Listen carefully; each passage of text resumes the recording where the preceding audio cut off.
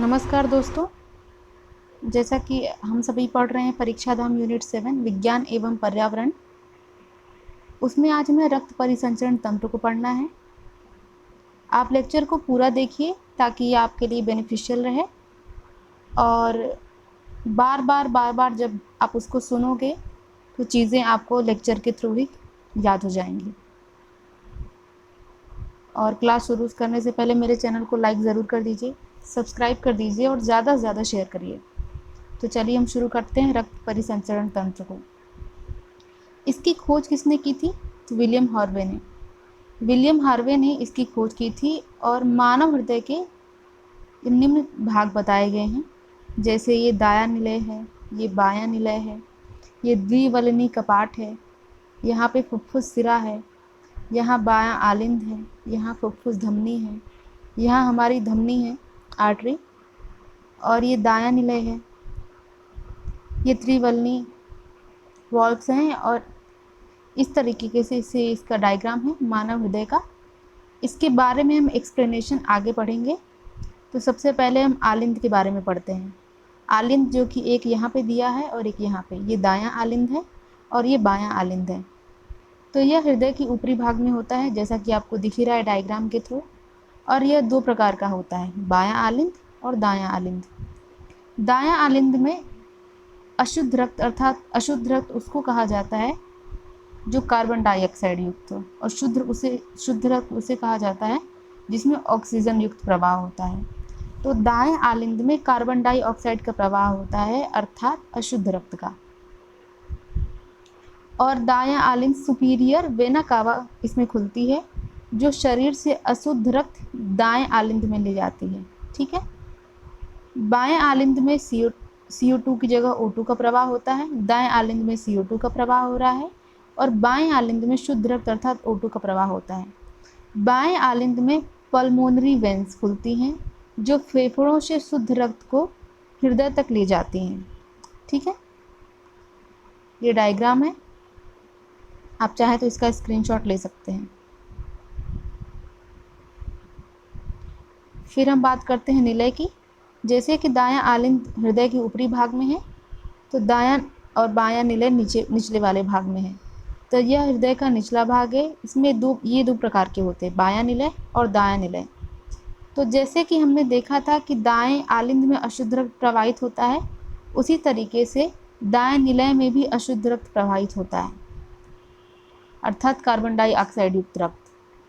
और इसमें एक पल्मोनरी धमनी पाई जाती है दाएं निलय में, जो अशुद्ध रक्त को हृदय से फेफड़े तक ले जाती है। बायां निलय में CO2 की जगह O2 का प्रवाह होता है अर्थात शुद्ध रक्त, और बायां निलय से धमनियां शुद्ध रक्त को हृदय से शरीर तक ले जाती हैं। ठीक है। फिर हम बात करते हैं शिरा की। शिरा और धमनी। तो शिरा क्या होती है? इसमें अशुद्ध रक्त का प्रवाह होता है। क्या होता है? अशुद्ध रक्त का इसमें प्रवाह होता है, लेकिन इसका एक एक्सेप्शनल केस होता है पल्मोनरी शिरा, जिसमें शुद्ध रक्त को ये हृदय तक ले जाती है। ठीक है।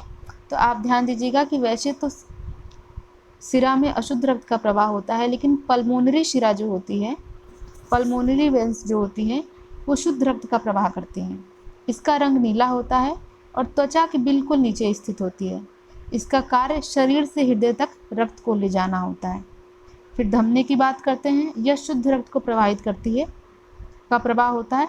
लेकिन जब हम पल्मोनरी धमनी की बात करते हैं, जैसा कि हम इसमें देख रहे थे, यहाँ पे पल्मोनरी धमनी निलय में वो अशुद्ध रक्त का प्रवाह हृदय तक ले जाती है। ठीक है। तो इसमें जब वैसे तो नॉर्मली धमनी शुद्ध रक्त को भेजेगी, लेकिन जहाँ पल्मोनरी धमनी की बात आएगी वो इसका जस्ट अपोजिट अशुद्ध रक्त के प्रवाह को करेगी। इसका रंग लाल होता है और त्वचा की गहराई में स्थित होता है। ये हृदय अर्थात जो बायां निलय है हमारा, उससे शरीर के में रक्त को ले जाती है। हमने अभी बताया था कि पल्मोनरी धमनी के बारे में अशुद्ध रक्त का प्रवाह करती है और रक्त को हृदय से फेफड़े तक ले जाती है। अब थोड़ा सा हम जानते हैं हृदय में कक्षों की संख्या। मछली में 2 हृदय कक्ष होते हैं, सरीसृप में 3। जितने भी सरीसृप होते हैं उसमें उसके हृदय में 3 कक्ष की संख्या होती है, लेकिन एक अपवाद है मगरमच्छ, उसमें 4 होता है। उभयचर में 3, पक्षी में 4, स्तनधारी में 4 और कॉकरोच में 13 हृदय कक्षकों की संख्या होती है। फिर हम देखते हैं रक्त परिसंचरण तंत्र के प्रकार। ये बंद, खुला, एकल और दोहरा इतनी प्रकार का होता है। तो बंद परिसंचरण तंत्र उसमें कहते हैं जिसमें रक्त का प्रवाह रक्त वाहिनियों में होता है, ब्लड वेसल्स में होता है, रक्त की वाहिनियों में, और इसमें रक्त प्रवाह का दाब और गति अधिक होती है, जैसे स्तनधारी, केंचुए, पक्षी वर्ग। तो बंद रक्त परिसंचरण तंत्र स्तनधारी में होता है, केंचुए में होता है, पक्षी वर्ग में होता है। रक्त का प्रवाह रक्त वाहिनियों के द्वारा होता है। फिर खुला परिसंचरण तंत्र, इसमें रक्त का प्रवाह रक्त वाहिनियों में न होकर मुक्त शरीर में होता है और रक्त प्रवाह का दाब और गति कम होती है। ऑर्थोपोडा कॉकरोच और मोलस्का ऑक्टोपस इसके उदाहरण हैं। फिर हम बात करते हैं एकल परिसंचरण के तंत्र। इसमें रक्त का प्रवाह हृदय में एक ही बार सिर्फ होता है और पल्मोनरी अनुपस्थित होता है और हृदय कक्षों की संख्या 2 होती है। मछली वर्ग में शरीर से हृदय, हृदय से गिल्स और फिर शरीर, इस तरीके से। फिर दोहरा रक्त परिसंचरण तंत्र, इसमें रक्त का प्रवाह हृदय में 2 बार होता है। पल्मोनरी कारण क्या होता है, पल्मोनरी उपस्थित होती है और हृदय कक्षकों की संख्या 3 से 4 होती है। स्तनधारी, सरीसृप, पक्षी, उभयचर, ये सब क्या है, दोहरा रक्त परिसंचरण तंत्र होता है। शरीर से हृदय, हृदय से फेफड़े, फेफड़े से हृदय, फिर हृदय से शरीर में, इस तरीके से। फिर हृदय स्पंदन, हृदय गति का तीव्र होना टेकीकार्डिया कहलाता है, जिसके प्रमुख कारण क्रोध होता है और तनाव। क्रोध में हृदय की गति तीव्र हो जाती है। जब हम बहुत ज़्यादा स्ट्रेस लेते हैं तो हृदय की गति तेज हो जाती है। हृदय गति का मंद होना ब्रेडिकार्डिया कहलाता है। और मंद कब होती है, जब धूम्रपान करता है व्यक्ति या फिर एनीमिया होता है। सामान्य वयस्क मनुष्य में 1 मिनट में 72 बार तथा नवजात शिशु अगर है तो उसका 120 बार हृदय की धड़कन धड़कती है। दौड़ते समय हृदय की गति 110 बार और सोते समय 50 से 55 प्रति मिनट होती है। फिर हम कुछ इंपॉर्टेंट फैक्ट्स जान लेते हैं। ऐसे अर्थात साइनो ऑरिकुलर नोड, इसको हृदय का पेसमेकर कहा जाता है। एवी अर्थात एट्रियो वेंट्रिकुलर नोड, इसे हृदय का पेसमेकर कहा जाता है। ये पेसमेकर होता है साइनो ऑरिकुलर नोड, और एट्रियो वेंट्रिकुलर नोड जो है, एट्रियो वेंट्रिकुलर नोड, उसको हृदय का पेस सेंटर कहा जाता है। ठीक है, तो ये पेस सेटर हो गया और ये पेस मेकर हो गया। फिर रक्तदाब की बात करते हैं। ब्लड प्रेशर, जब हृदय धड़कता है तो धमनियों पर जो दाब बढ़ता है तो वो रक्तदाब कहलाता है। ब्लड प्रेशर क्या होता है, धमनियों पर जब बहुत ज़्यादा दाब पड़ने लगे, प्रेशर बहुत ज़्यादा हो जाए तो उसको हम रक्तदाब कहते हैं। मनुष्य का सामान्य रक्तदाब कितना होता है, 120 से 80, और इसको हम मिलीमीटर ऑफ मरकरी में मापते हैं। जब रक्त का दाब 120/80 mmHg के ऊपर होता है तो उसे हम हाइपरटेंशन कहते हैं, और जब इससे कम होता है तो इसको हम हाइपोटेंशन कहते हैं। इसको मापते किससे हैं, इस फेग्बो मैनोमीटर से, और हृदय धड़कन के समय उत्पन्न ध्वनि को लवडब कहते हैं। और हृदय के वॉल में कभी कभी ध्वनि उत्पन्न होती है जिसमें हमें मरमर की आवाज़ आती है। प्लास्टिक ब्लड एक आर्टिफिशियल ब्लड की बात कर रहे हैं। ब्रिटेन की एक यूनिवर्सिटी सेफिल, वहाँ के वैज्ञानिकों ने कृत्रिम प्लास्टिक रक्त तैयार किया है जिसे इमरजेंसी में स्थित खून के विकल्प के रूप में इस्तेमाल किया जा सकता है और यह लंबे समय तक खराब नहीं होता। इस रक्त को तैयार कैसे किया गया है, प्लास्टिक कणिकाओं के द्वारा इसको तैयार किया गया है। फिर हम केंद्रीय तंत्रिका तंत्र की बात करते हैं, हमारे सेंट्रल नर्वस सिस्टम की बात करते हैं। इसमें 2 भागों में विभाजित होता है, मस्तिष्क और मेरुरज्जु। मस्तिष्क भी 3 भाग में विभाजित होता है, अग्र मस्तिष्क, मध्य मस्तिष्क और पश्च मस्तिष्क। अग्र मस्तिष्क के 3 भाग हैं, सेरिब्रम, थैलेमस और हाइपोथैलेमस। मध्य मस्तिष्क के कौन कौन से भाग हैं, तो सेरिब्रल है और कार्पोरा क्वाड्रिजेमिना होता है। पश्चिम मस्तिष्क में सेरिबेलम, पॉस और मेडुला होता है। तो सबसे पहले हम मस्तिष्क के बारे में जानकारी जान लेते हैं। यह मस्तिष्क एक क्रेनियम की हड्डी होती है, उसके नीचे बंद होता है। इसका वजन कितना होता है, 1400 ग्राम, और इसमें 3 परतें पाई जाती हैं जो ऊपर से लेकर नीचे के क्रम में होती हैं। तो अगर पेपर में ऊपर से नीचे के क्रम में मस्तिष्क की परतों के बारे में आ जाए क्रम से बताने के लिए, तो आपको ड्यूरामेटर, ऑर्गनॉइड और पियामेटर, ये तीनों ऊपर से नीचे के क्रम में आपको याद रखना है। अग्र मस्तिष्क यह मस्तिष्क का सबसे बड़ा और विकसित भाग होता है। इसके 3 भाग होते हैं। एक होता है सेरिब्रम, अग्र मस्तिष्क का सबसे बड़ा भाग होता है ये और विकसित होता है। हम अग्र मस्तिष्क की बात कर रहे हैं जिसका पहला क्या भाग है, सेरिब्रम, सबसे बड़ा होता है और विकसित होता है। इसमें हम जितने भी चिंतन करते हैं, ज्ञान करते हैं, तार्किकता, बुद्धि, स्मरण शक्ति, इच्छा शक्ति आदि का केंद्र क्या होता है, सेरिब्रम। तो सेरिब्रम में हमें याद रखना है कि सबसे बड़ा और विकसित होता है और जितने भी तार्किक काम है, बुद्धि वाले काम है, इच्छा शक्ति वाले काम है, स्मरण शक्ति वाले काम है, चिंतन वाले काम है, ज्ञान वाले जितने भी काम है, ये काम सेरिब्रम करता है। फिर थैलेमस, इसका छोटा सा ही काम रहता है, मतलब हमें ठंडा गर्म, शारीरिक चोट, स्पर्श आदि का केंद्र इसके द्वारा पता चलता है हमें, ठीक है। और एक होता है हाइपोथैलेमस, इसमें हमें भूख, प्यास, प्रेम, घृणा, ताप नियंत्रण, निद्रा चक्र नियंत्रण, इन सब का केंद्र क्या होता है, हाइपोथैलेमस। तो अगर हमें भूख प्यास लगी है तो वो हमारा हाइपोथैलेमस हमें बताता है, ठीक, उसके थ्रू। और जब ताप नियंत्रण करना होता है, जो हमारी स्लीपिंग साइकिल होती है उसको कंट्रोल करना होता है, जो हमें प्रेम की भावना आती है, किसी के लिए घृणा की भावना आती है, वो सब हमें हाइपोथैलेमस से के द्वारा नियंत्रित होता है। इसके बाद हम बात करते हैं मध्य मस्तिष्क। यह अग्र मस्तिष्क से और पश्चिम मस्तिष्क दोनों में से छोटा होता है और इसके 2 भाग होते हैं। एक तो कार्पोरा क्वाड्रिजेमिना और दूसरा सेरिब्रल पेंडिकल। तो कार्पोरा क्वाड्रिजेमिना में क्या होता है, हमें देखने और सुनने की क्षमता को नियंत्रित करता है। और सेरिब्रेरल पेंडिकल इसे क्रूरा सेरिब्री कहा जाता है और मस्तिष्क के अन्य भागों को ये क्या करता है, मेरु रज्जु से जोड़ता है। तो सेरिब्रल पेंडिकल क्या करता है, मस्तिष्क के अन्य भागों को मेरु रज्जु से जोड़ने का काम करता है। ये इसका डायग्राम है, ये देखिए, ये सेरिब्रम है जो अग्र मस्तिष्क वाला भाग, ये थैलेमस और ये हाइपोथैलेमस, हमने देखा ये अग्र मस्तिष्क का पार्ट है। ये दोनों कार्पोरा क्वाड्रिजेमिना और कार्पोरा क्वाड्रिजेमिना ये किसका भाग है, मध्य मस्तिष्क का। और ये तीनों, ये देखिए मेडुला ऑब्लांगेटा और सेरिबेलम ये पश्चिम मस्तिष्क के हैं और मेरु रज्जु जो इसको हम देखने वाले हैं यहाँ पे, ये यहाँ पे है। तो ये मेरु रज्जु यहाँ दिया होता है, कहाँ पे, यहाँ पे मेरु रज्जु है और इसके जस्ट यहाँ पे मेडुला ऑब्लांगेटा है और ये सेरिबेलम है और ये कार्पोरा क्वाड्रिजेमिना है। आप बार बार इसको लिख के देखिए, डायग्राम बनाइए, क्योंकि मेंस में ये पूछता है, सीधे सीधे क्वेश्चन आते हैं।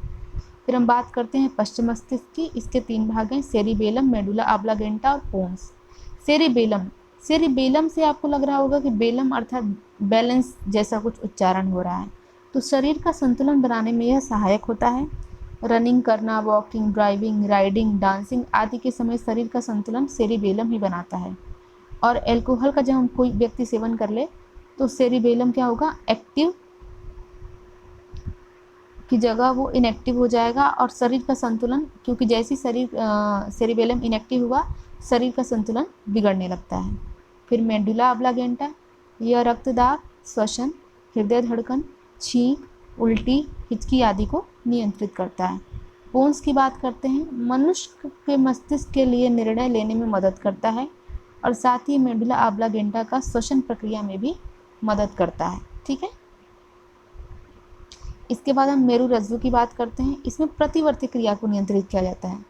प्रतिवर्ती क्रिया वे होती हैं जो हमारे बस में नहीं होती हैं, ऐसी क्रिया जिसका मस्तिष्क को नहीं पता होता, मेरु रज्जु के द्वारा संपन्न होती है, उन्हें हम प्रतिवर्ती क्रिया कहते हैं। जैसे पलकों का झपकना, मुंह में पानी आना, ये सब क्या है, मेरु रज्जु के उदाहरण हैं।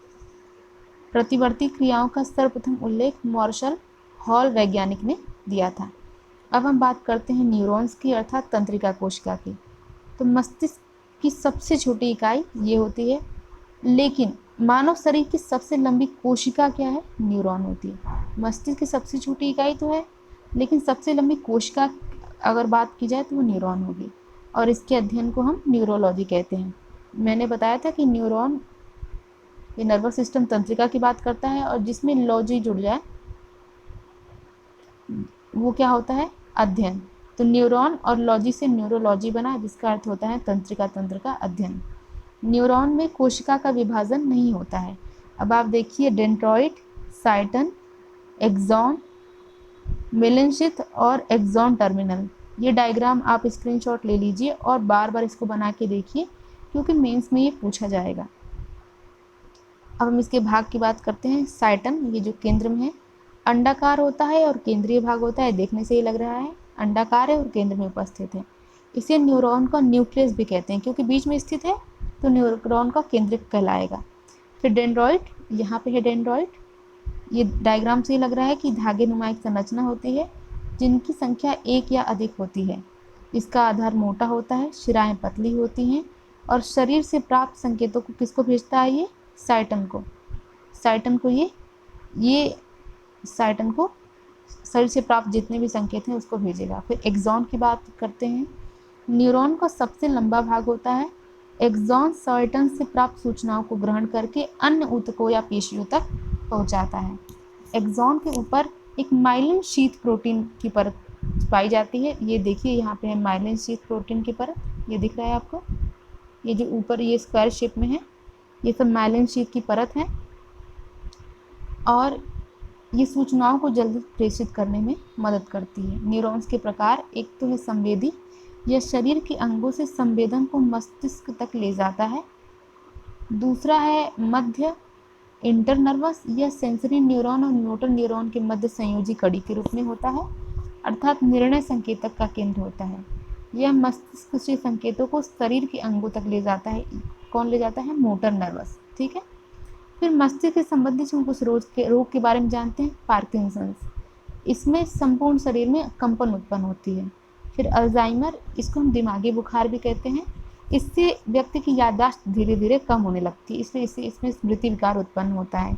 फिर इन्फ्लाइटिस अर्थात चमकी बुखार, जब बहुत ज़्यादा अधिक तापमान हो जाता है बॉडी का तो उसके कारण ये बुखार होता है। फिर बात करते हैं हम कोमा की। इसमें मस्तिष्क में उद्दीपन का समाप्त अर्थात अभाव हो जाता है। मस्तिष्क कोई रिएक्ट नहीं करता, तो व्यक्ति जब कोमा में चला जाता है तो मस्तिष्क कोई रिएक्ट नहीं करता, उस स्थिति को हम कोमा कहते हैं। फिर मेनिंजाइटिस, इसमें क्या होता है? मस्तिष्क में सूजन आ जाती है और मस्तिष्क का आकार बढ़ जाता है। तो हमने देखा मस्तिष्क से संबंधित रोग, पार्किंसन, अल्जाइमर, एन्फ्लाइटिस, कोमा, मेनिंजाइटिस, ये आपको पता होना चाहिए। फिर कुछ अन्य तथ्य भी जानते हैं। दो तंत्रिकाओं को जब जहाँ पे जिस स्थान पे मिलती हैं उसको हम सिनेप्स कहते हैं, और ये शॉर्ट फॉर्म कुछ जान जाते हैं। EEG इलेक्ट्रोइंसेफेलोग्राफी, मस्तिष्क के क्रियाकलापों को अगर जांचना है तो हम EEG कराते हैं। और ECG क्या होता है? इलेक्ट्रोकार्डियोग्राम, अर्थात हृदय की गतिविधियों के बारे में जानकारी। और EMG इलेक्ट्रोमायोग्राफी, इसका मतलब होता है नसों एवं मांसपेशियों का परीक्षण करना। शरीर की सबसे छोटी इकाई कौन सी होती है? कोशिका। मस्तिष्क की सबसे छोटी इकाई न्यूरॉन्स, और फेफड़े की सबसे छोटी इकाई वायुकोष्ठ अर्थात एल्वली। वृक्क की सबसे छोटी इकाई नेफ्रॉन, और यकृत की सबसे छोटी इकाई लेब्यूल होती है। ठीक है। मानव नेत्र के बारे में हम जानते हैं। मानव नेत्र की संरचना के बारे में, तो मानव नेत्र की कार्यप्रणाली ऑटो फोकस कैमरे की तरह होती है। इसका व्यास कितना होता है? 2.5 सेंटीमीटर, और भार कितना होता है? 7 ग्राम, और लगभग 576 मेगापिक्सल का मानव का नेत्र होता है। नेत्र की संरचना ये देखिए आप, इसमें श्वेत पटल, नेत्र के चारों ओर अपारदर्शी एक सफ़ेद कवच होता है, उसको हम क्या कहते हैं? श्वेत पटल। ठीक है। इंग्लिश में इसको स्क्लेरा कहते हैं। ये देखिए यहाँ पे आपको दिख रहा है, ये हमने एक्सप्लेनेशन में क्या पढ़ा था? नेत्र के चारों तरफ अपारदर्शी एक सफ़ेद कवच, तो ये है, ये गोलाकार जो अपारदर्शी सफ़ेद कवच दिख रहा है। और मुख्य कार्य आँखों के भीतरी भागों की सुरक्षा और प्रकाश के अपवर्तन में यह मदद करता है। फिर कॉर्निया की बात करते हैं। ये कॉर्निया है, ये आँख दान देते समय यही भाग डोनेट किया जाता है। तो पेपर में आ जाए कि जब व्यक्ति आँख दान करता है तो आँख का कौन सा पार्ट डोनेट करता है? तो कॉर्निया का। ठीक है। प्रकाश की किरण इसी भाग से अपरिवर्तित होकर नेत्र में प्रवेश करती है। फिर हम बात करते हैं आइरिस की। ये है आइरिस, ये आइरिस है, और यह कॉर्निया के पीछे एक अपारदर्शी रंगीन झिल्ली होती है। इसका मुख्य कार्य पुतली के आकार को नियंत्रित करना होता है। आइरिस का सामान्यतः रंग काला होता है और कुछ लोगों में नीला और भूरा होता है। जो दिखती है ना आँखें, किसी की नीली हैं, किसी की भूरी हैं, किसी की काली हैं, तो उसको क्या कहते हैं? आइरिस। इसके बाद पुतली की बात करते हैं। आइरिस के बीच वाले काले छिद्र को पुतली कहते हैं, जहाँ से प्रकाश प्रवेश करता है, और पुतली का आकार कम प्रकाश में बड़ा और अधिक प्रकाश में छोटा होता है। फिर नेत्र लेंस की बात करते हैं हम, आई लेंस की बात करते हैं। आइरिस के पीछे लचीले पारदर्शक पदार्थ को लेंस कहते हैं, जो हमें वस्तु को देखने में मदद करता है। आप एक बार इसका डायग्राम स्क्रीनशॉट ले सकते हैं, और जो एक्सप्लेनेशन मैं कर रही हूँ उसको इससे देखते जाइए, तो आपकी चीज़ें क्लियर हो जाएंगी। आई लेंस यहाँ पे है, आइरिस यहाँ पे है, पुतली यहाँ पे है, कॉर्निया ये है, स्क्लेरा यहाँ पे है। ठीक है, तो आइरिस के पीछे लचीले पारदर्शक पदार्थ को लेंस कहते हैं, जो हमें वस्तु को देखने में मदद करता है। यह बाई कॉन्वेक्स लेंस होता है, अर्थात द्विउत्तल लेंस होता है। आयु बढ़ने के साथ इसका रंग भूरा हो जाता है, जिससे हम मोतियाबिंद या कॉन्ट्रैक्ट भी कहा जाता है। ठीक है, कट्रैक्ट भी कहा जाता है। लेंस की कोशिका का खराब होना काला मोतियाबिंद अर्थात ग्लौकोमा कहलाता है। जलीय द्रव भी है। देखिए, नेत्र लेंस व कॉर्निया के बीच एक पारदर्शक पतला द्रव भरा होता है। ठीक है, उसको हम क्या कहते हैं? जलीय द्रव। ठीक है, इसको हम क्या कहते हैं? जलीय द्रव। इस भाग में उचित दबाव बनाए रखता है, ताकि आँख लगभग गोल बनी रहे। साथ ही कॉर्निया व अन्य भागों को पोषण भी देता है। फिर काचाव द्रव जो बीच में भरा हुआ है। नेत्र लेंस व रेटिना के बीच एक पारदर्शक द्रव भरा होता है, जिसे हम काचाव द्रव कहते हैं। फिर रक्त पटल की बात करते हैं। कोरॉइड। नेत्र के श्वेत पटल के नीचे एक झिल्ली नुमा संरचना होती है, जो रेटिना को ऑक्सीजन एवं पोषण प्रदान करती है, तो वो रक्त पटल है। दृष्टि पटल अर्थात रेटिना। रक्त पटल के नीचे एक पारदर्शक झिल्ली होती है, जिसे दृष्टि पटल या रेटिना कहा जाता है। रेटिना द्वारा बनाए गए चित्र वास्तविक और उल्टे होते हैं। कैसे होते हैं? रेटिना पर चित्र कैसा बनता है? वास्तविक बनता है, लेकिन उल्टा बनता है। ये भी हमें याद रखना है। फिर सिलियर मांसपेशी, ये लेंस के ऊपर व नीचे स्थित होता है। यह चित्र का समायोजन अर्थात एडजस्टमेंट करती है। जब ये सिकुड़ती है तो निकट की वस्तु दिखाई देती है, जब ये शिथिल होती है तो दूर की वस्तु दिखाई देती है। वस्तु के नेत्र से वह न्यूनतम दूरी जहाँ से वस्तु को स्पष्ट देख सकते हैं, नेत्र का निकट बिंदु कहलाता है। ये बहुत ज़रूरी है। और इसकी दूरी सामान्य व्यक्ति में कितनी होती है? 25 सेंटीमीटर। तो ये आपको रट लेना है कि कितनी दूरी होती है? 25 सेंटीमीटर। नेत्र से वह अधिकतम दूरी जहाँ तक वस्तु का स्पष्ट देखा जा सकता है, उसे हम नेत्र का दूर बिंदु कहते हैं। और सामान्य नेत्रों के लिए दूरी कितनी होती है? अनंत। तो निकट बिंदु कहलाना ये 25 सेंटीमीटर होती है, लेकिन दूर बिंदु में दूरी अनंत तक होती है। निकट बिंदु से दूर बिंदु के बीच की दूरी को हम क्या कहते हैं? दृष्टि परास। फिर शलाका कोशिकाएं रॉड सेल्स कहते हैं। किसको? रॉड कोशिका में रात में देखने में मदद करती हैं। यह केवल काले और सफ़ेद रंग को डिटेक्ट करती हैं, और मानव नेत्र में इनकी संख्या 120 मिलियन होती है। उल्लू में इनकी संख्या सर्वाधिक होती है। तो उल्लू को रात में क्यों दिखाई देता है? क्योंकि शलाका कोशिकाओं की वजह से। दूसरी चीज़, ये काले और सफ़ेद रंग को डिटेक्ट करती हैं। फिर शंकु कोशिकाएं, कोन। शंकु कोशिकाओं को दिन में देखने में मदद करती हैं। ये लाल, हरे और नीले रंग की होती हैं। मानव नेत्र में इनकी संख्या 6 मिलियन होती है। तो शंकु कोशिकाएं दिन के लिए और शलाका कोशिकाएं रात के लिए। अंध बिंदु अर्थात ब्लाइंड स्पॉट। प्रकाश का प्रभाव सबसे कम होता है अंध बिंदु पर, और प्रकाश का प्रभाव सबसे अधिक होता है पीत बिंदु पर। ठीक है। फिर ऑप्टिक नर्व आँख से मस्तिष्क को संकेत भेजती है। दृष्टि से संबंधित हम कुछ रोग जान जाते हैं। निकट दृष्टि दोष। ये लोगों को कन्फ्यूजन होती है कि निकट दृष्टि दोष मतलब निकट की वस्तुएं दिखाई नहीं देती, पर ये नाम का जस्ट अपोजिट होता है। इसको हम मायोपिया भी कहते हैं। व्यक्ति को निकट की वस्तु तो स्पष्ट दिखाई देगी, लेकिन दूर की वस्तु स्पष्ट नहीं दिखाई देगी। कारण नेत्र लेंस की वक्रता जब बढ़ जाती है तो निकट की वस्तु तो दिखाई देती है, परंतु दूर की वस्तु नहीं दिखाई देती। वस्तु का प्रतिबिंब किस पर बनता है? इसमें रेटिना से पहले बन जाता है, इसलिए इसमें हम किसका यूज़ करते हैं? अवतल लेंस का उपयोग किया जाता है। तो ये है निकट दृष्टि दोष, और इसमें हम किसका इस्तेमाल कर रहे हैं? अवतल लेंस का। फिर हम बात करते हैं दूर दृष्टि दोष की। ये भी उसका जस्ट अपोजिट है। इसमें दूर की वस्तु तो स्पष्ट दिखाई देगी, परंतु पास की नहीं। कारण क्या है? प्रतिबिंब का रेटिना बाद में बन रहा है तो दूरदृष्टि दोष है, पहले बन रहा है तो निकट दृष्टि दोष है। उसमें अवतल लेंस का इस्तेमाल करते थे, इसमें हम उत्तल लेंस का इस्तेमाल करते थे। ये डायग्राम है, आप देख सकते हैं। ये उत्तल लेंस का है, ये उत्तल लेंस, और ये है अवतल लेंस। देखिए ये अवतल लेंस का शेप होता है और उत्तल लेंस का शेप ये होता है, ठीक है। फिर जरा दृष्टि दोष, व्यक्ति को दूर और पास दोनों की वस्तुएं धुंधली दिखाई देती हैं। सीलियर मांसपेशी के कम होने पर उम्र के बाद कुछ मतलब ये कम दिखाई देता है, इसलिए इसमें हम द्विफोकसी लेंस अर्थात बाइफोकल लेंस का उपयोग करते हैं।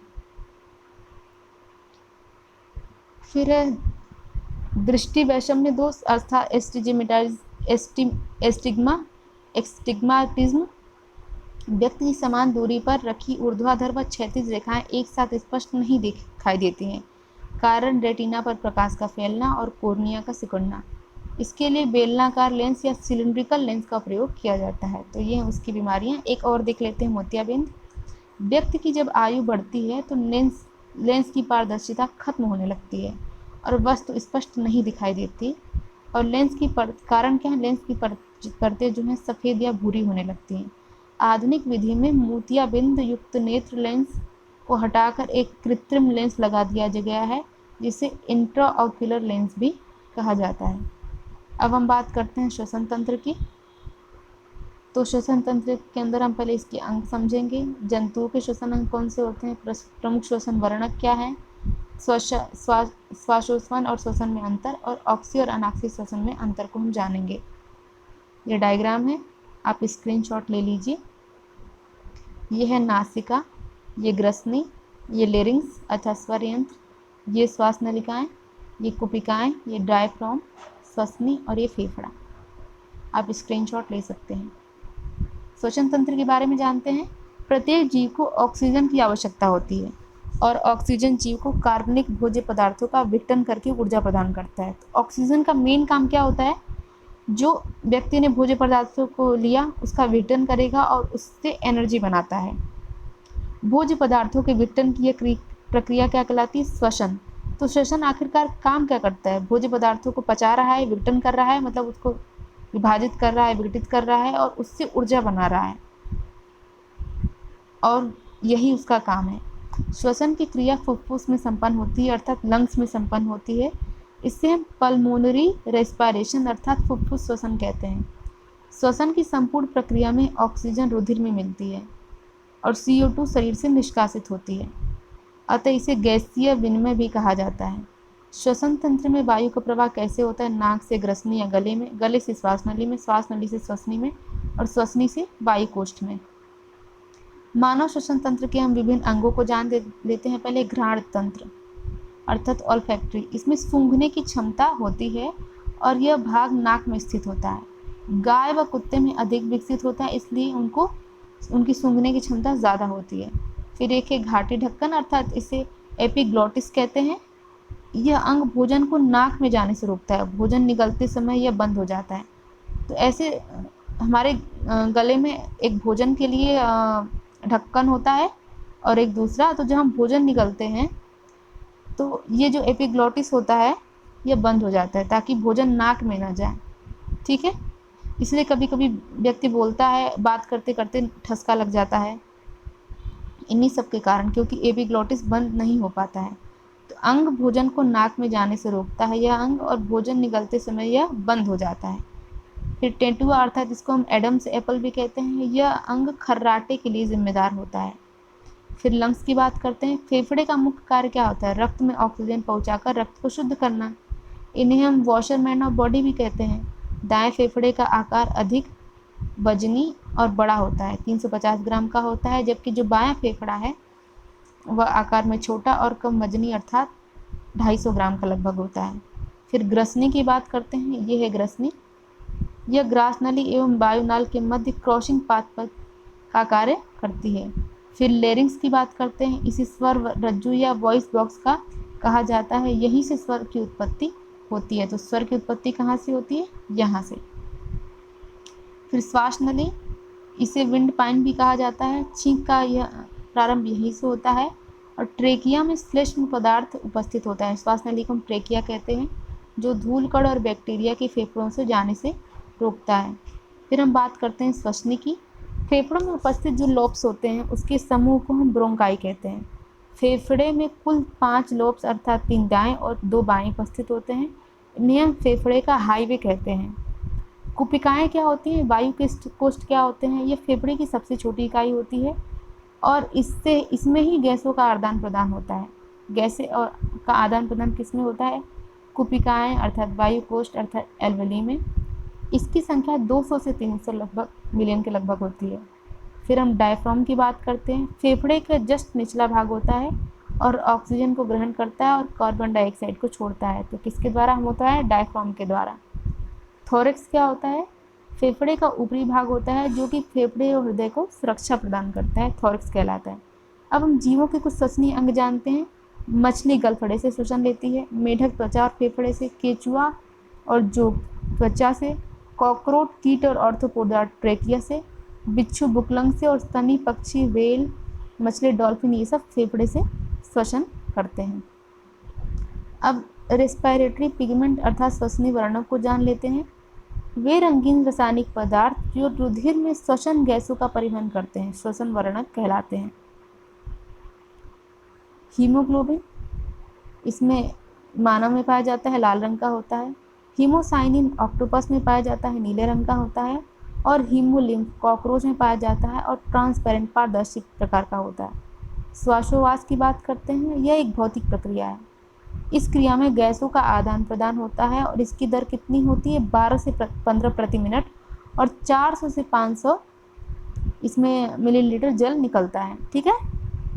श्वासोच्छ्वास नाइट्रोजन 78% हम इनहेल करते हैं और उतना ही एक्सहेल करते हैं।